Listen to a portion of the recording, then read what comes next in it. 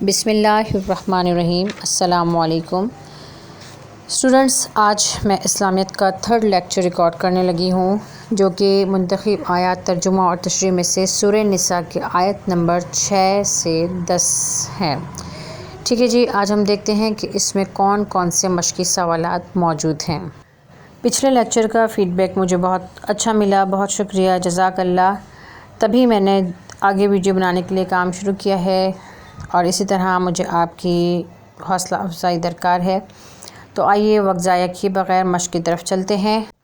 تو سوال نمبر 1 ہے کہ مندرجہ ذیل آیات کا ترجمہ تحریر کیجیے۔ تو دیکھتے ہیں کہ کون سی آیت ہے۔ تو یہ آیت ہے آیت نمبر 9 سورہ نساء کی۔ ٹھیک، تو آیت ہے وَلْيَخْشَ الَّذِينَ لَوْ تَرَكُوا مِنْ خَلْفِهِمْ ذُرِّيَّةً ضِعَافًا خَافُوا عَلَيْهِمْ فَلْيَتَّقُوا اللَّهَ وَلْيَقُولُوا قَوْلًا سَدِيدًا۔ ترجمہ ہے کہ اور ایسے لوگوں کو ڈرنا چاہیے جو ایسی حالت میں ہوں کہ اپنے بعد ننھے بچے چھوڑ جائیں، اور ان کو ان کی نسبت خوف ہو کہ ہمارے مرنے کے بعد ان بیچاروں کا کیا ہوگا۔ بس چاہیے کہ یہ لوگ اللہ سے ڈریں اور درست بات کہیں۔ اصل میں یہ بات جو کہی گئی ہے یہ سب کے لیے کہی گئی ہے، کیونکہ انہوں نے کہا ہے نا کہ اس میں کہا گیا ہے کہ ایسے لوگوں کو ڈرنا چاہیے جو ایسی حالت میں ہو، یعنی کہ جن کے بچے چھوٹے ہیں اور وہ اس حالت میں ہیں کہ وہ یہ سوچتے ہیں کہ اگر ہم مر جائیں تو ہمارے بعد ان بچوں کا کیا ہوگا۔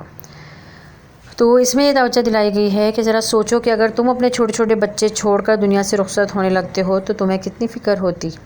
بس ہر یتیم کے بارے میں تمہیں ایسا ہی سوچنا چاہیے اور ایسا ہی معاملہ کرنا چاہیے، تاکہ تمہارے دلوں میں ان کے لیے جذبہ رحمت اور محبت پیدا ہو، اور یتیموں کے ساتھ ہمیشہ حسن سلوک کرو۔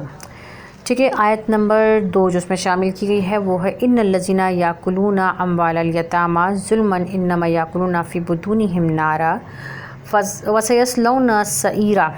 سورہ نساء کی آیت نمبر 10 ہے، اور ترجمہ ہے کہ جو لوگ یتیموں کا مال ناجائز طور پر کھاتے ہیں وہ اپنے پیٹ میں آگ بھرتے ہیں اور دوزخ میں ڈالے جائیں گے۔ ٹھیک ہے جی، تو یہ 2 ترجمے اس میں شامل ہیں۔ اس کے بعد ہم دیکھتے ہیں کہ اس میں کون سا کوسچن موجود ہے۔ اس میں جو لانگ کوسچن ہے وہ ہے سورہ نساء کی آیت نمبر 6 کی روشنی میں یتیموں کے حقوق تحریر کیجیے۔ تو یہ پورا چیپٹر ہی یتیموں کے حقوق پر ہے، تو آئیے ہم اس کا بھی آنسر دیکھ لیتے ہیں کہ اس میں کیا لکھا گیا ہے۔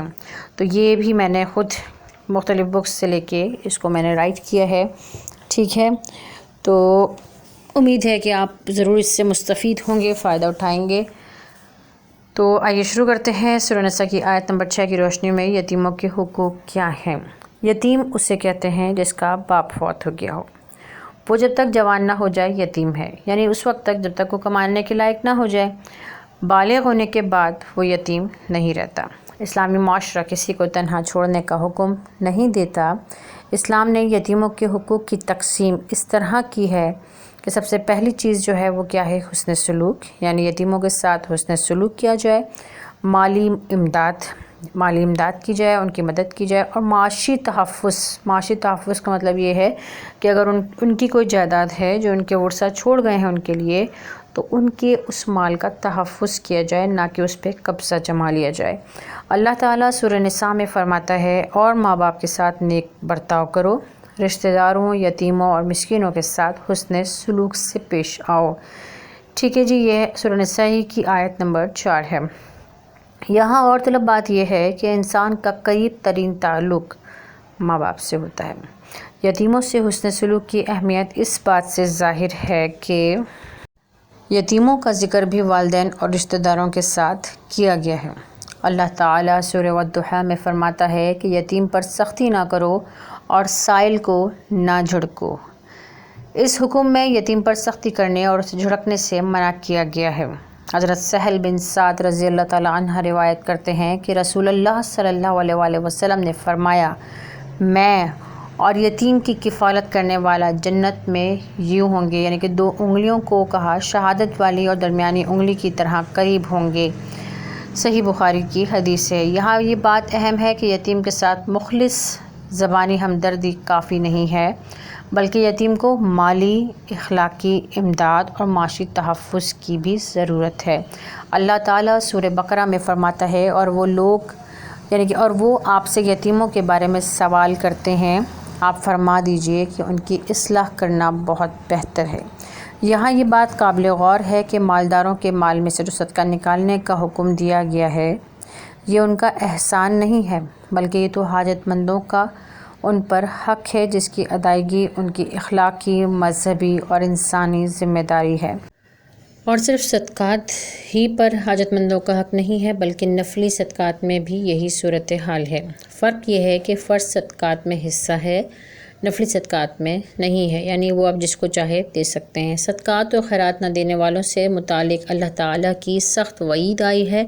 اللہ تعالیٰ سورۃ الماعون میں فرماتا ہے، تم نے دیکھا نہیں اس شخص کو جو آخرت کی جزا اور سزا کو جھٹلاتا ہے، وہی تو ہے جو یتیم کو دھکے دیتا ہے، مسکین کو کھانا کھلانے کی ترغیب نہیں دیتا۔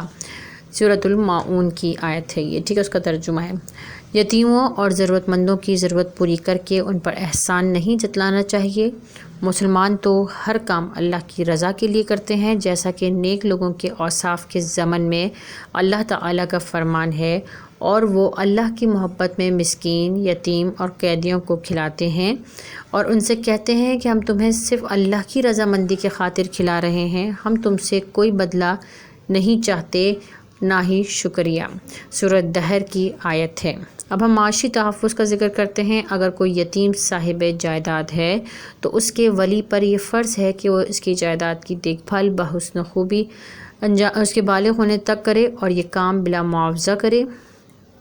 البتہ ولی اگر خود غریب ہے تو ضرورت کے مطابق معاوضہ وغیرہ لے سکتا ہے۔ ولی کا مطلب ہوتا ہے جو اس کا والی وارث ہوتا ہے، ٹھیک ہے، یعنی کہ ماں باپ کے مرنے کے بعد جو اس کو سنبھال رہا ہے۔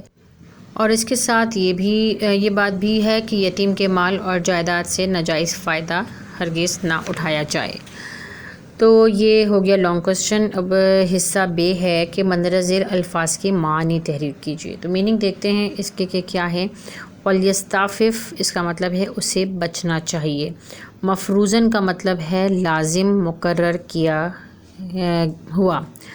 فَارْزُقُوهُمْ ان کو کھلاؤ / ان کو دے دو۔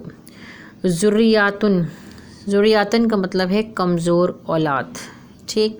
بطون کا مطلب ہے پیٹ۔ سعیرن کا مطلب ہوتا ہے بھڑکتی ہوئی آگ۔ اب ہم اس کے شارٹ کوسچن آنسر دیکھتے ہیں۔ تو شارٹ کوسچن آنسر میں پہلا کوسچن ہے، بلوغ اور رشد کا مطلب کیا ہے، تحریر کریں۔ بلوغ بلوغت سے نکلا ہے کہ انسان جب بالغ ہو جاتا ہے اور اس میں جنسی تبدیلیاں رونما ہونا شروع ہو جاتی ہیں تو اس کو کہتے ہیں بالغ ہو جانا یا بلوغ، ٹھیک ہے۔ بلوغ سے مراد ہے نکاح کی عمر کو پہنچ جانا، یعنی وہ عمر جس میں جنسی تبدیلیاں رونما ہونا شروع ہو جاتی ہیں۔ اور رشد وہ عمر ہوتی ہے جب عقل میں پختگی آ جاتی ہے، تو کہتے ہیں نا رشد و ہدایت کا سرچشمہ۔ رشد اور ہدایت یعنی انسان کو اپنے راستے کا پتہ چل جائے کہ کون سا راستہ صحیح ہے اور کون سا راستہ غلط ہے، یعنی کہ اس کو اتنی تمیز آ جائے، کیونکہ اصل چیز یہ ہوتی ہے کہ بالغ ہونا وہ نہیں ہے، عاقل ہونا بھی ضروری ہے۔ تو رشد ہم کہہ سکتے ہیں عقل کی پختگی کو، ٹھیک ہے۔ تو رشد سے مراد وہ عمر ہے جب عقل میں پختگی آ جائے اور مالی انتظام اور کاروبار کی سمجھ بوجھ آ جائے، ان میں دولت کو سنبھالنے اور جائز تجارت میں لگانے اور نفع نقصان کا فرق سمجھنے کی صلاحیت پیدا ہو جائے۔ یہ کس کے لیے کہا گیا تھا؟ یہ کوشچن میں کہا گیا ہے یتیموں کے لیے، کہ یتیموں کو مال ان کا اس وقت دو جب وہ بالغ یعنی کہ بلوغ اور رشد یعنی کہ ہو جائیں تو ان کو دو، یعنی کہ جب بالغ بھی ہو جائیں اور بالغ ہونے کے ساتھ ساتھ ان کی عقل میں پختگی بھی ہو، تب ان کو ان کا مال واپس کر دینا چاہیے۔ مختصر کوسچنز میں سے کوسچن نمبر 2 ہے، قرآن کریم میں یتیم کو مال واپس کرنے کا کیا طریقہ بتایا گیا ہے؟ قرآن میں یتیموں کے مال واپس کرنے کی شرائط کا ذکر کیا گیا ہے اور ان کے اموال کو بے درے خرچ کرنے کی ممانعت کی گئی ہے، اور یہ بتایا گیا ہے کہ جب ان میں بلوغ اور رشد پایا جائے تو ان کی ملکیت ان کے حوالے کر دو۔ یہ ایک پوائنٹ۔ دوسرا پوائنٹ ہے دولت کو سنبھالنے، اس کو جائز تجارت میں لگانے اور نفع و نقصان میں فرق سمجھنے جیسے معاملات سے متعلق ان بچوں کی قابلیت اور صلاحیت کی آزمائش کی جائے۔ اگر وہ اس عمر کو پہنچ چکے ہیں کہ یہ چیزیں سمجھنے لگے ہیں تو ملکیت ان کے حوالے کر دو۔ اس کے بعد تھرڈ پوائنٹ اس میں جو بیان کیا گیا ہے وہ یہ ہے کہ ملکیت حوالے کرتے وقت گواہ مقرر کر دیے جائیں تاکہ بعد میں کسی پر کوئی الزام عائد نہ ہو، غلط فہمی بھی ختم ہو جائے گی اور آئندہ کسی جھگڑے کا خدشہ بھی نہیں رہے گا۔ تو یہ 3 شرائط میں نے اس میں سے نکالے ہیں، ٹھیک ہے۔ اگلا کوشچن دیکھتے ہیں۔ قرآن مجید نے یتیم کے کفیل کا مطلب ہوتا ہے کفالت کرنے والا، کھلانے والا، پالنے والا، سنبھالنے والا، اور سرپرست کی کیا ذمہ داریاں بتائی ہیں۔ تو کیا ذمہ داریاں ہیں؟ ویسے تو یہ ہر کسی کے لیے ہی ہے کہ یتیموں کے ساتھ اچھا سلوک کرے، لیکن جو کفالت کر رہا ہے اس کے لیے کہا گیا ہے کہ یتیموں سے سیدھی، نرم اور اچھی بات کہنی چاہیے، کوئی سخت بات نہیں کرنی چاہیے جس سے اس کا دل ٹوٹے اور اس کا نقصان ہو، بلکہ ان کی اصلاح ہو، یعنی ایسا کام کریں، ایسی بات کہیں جس سے ان کی اصلاح ہو، ان کو اچھے کام کی طرف راغب کریں۔ حضور اکرم صلی اللہ علیہ وآلہ وسلم نے یتیموں کی کفالت اور حقوق کی ادائیگی کی بہت تاکید کی ہے، اور حدیث میں یتیم کے مال کھانے کو بڑے گناہوں میں شمار کیا گیا ہے، ٹھیک ہے۔ یتیموں کا مال بھی ان کی بلوغت تک اپنے پاس رکھا جائے گا، اور جیسے ہی وہ بالغ ہو جائیں ان کا مال بھی ان کو واپس کرنے کی تاکید کی گئی ہے، یعنی اس وقت تک مال اپنے پاس رکھ سکتے ہیں جب تک کہ وہ بالغ نہ ہو جائیں، اور جب وہ بالغ ہو جائیں گے تو ان کا مال ان کو واپس لوٹانا ہوگا۔ اس کے بعد کوشچن نمبر 4 ہے کہ یتیموں کے مال میں خیانت کرنے والوں کی کیا سزا بیان کی گئی ہے۔ یتیموں کے حقوق اور ان کے مال میں خیانت پر سزا اور وعید سنائی گئی ہے، اور باطل طریقوں سے مال جمع کرنے کی سختی سے ممانعت کی گئی ہے۔ عام لوگوں کے مقابلے میں اگر کمزور، ضعیف، یتیموں اور مسکینوں کے مال میں ناجائز تصرف اور خیانت کر کے ان کی اس طرح حق تلفی کی جائے تو یہ اور بڑی برائی کی بات ہے۔ چنانچہ اللہ تعالیٰ نے یتیموں کے مال کو ظلم کے طور پر ناحق طریقے سے ہتھیانے اور ناجائز استعمال کرنے والوں کے لیے فرمایا ہے کہ وہ جو کچھ بھی اس طرح کھاتے ہیں گویا وہ اپنے پیٹ کے اندر جہنم کی آگ جھونک رہے ہیں، اور ان کے لیے آخرت کی جھلسانے والی آگ الگ سے تیار ہے۔ حدیث میں بھی یتیم کے مال کھانے کو بڑے گناہوں میں شمار کیا گیا ہے۔ تو جناب یہ ہو گئے شارٹ کوسچن چاروں کے چاروں۔ اب اس کا جو ہے حصہ دال دیکھتے ہیں۔ حصہ دال میں جو ہے میں نے کوسچنس کے آنسر مارک کر دیے ہیں، آپ اس کو دیکھ سکتے ہیں، ٹھیک ہے۔ ملکیت حوالے کرنے کے وقت مقرر کیے جائیں کیا گواہ، ٹھیک ہے۔ نمبر 2 ہے یتیموں کو مال حوالے کرنے کے وقت جانچنا چاہیے کس چیز کو؟ ان کی بلوغ اور رشد کو، 2 چیزوں کو دیکھنا چاہیے۔ یتیم کے مال سے کفیل کو بقدر ضرورت مال لینے کی اجازت ہے جب وہ غریب ہو، ٹھیک ہے۔ اگر وہ غریب ہو تب وہ مال لے سکتا ہے، اس کے علاوہ نہیں لے سکتا۔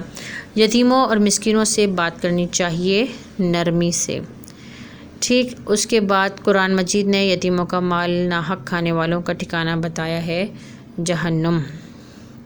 اس کے بعد نمبر 6 ہے یتامہ کا مال ناحق کھانے والے اپنے پیٹ میں بھرتے ہیں آگ۔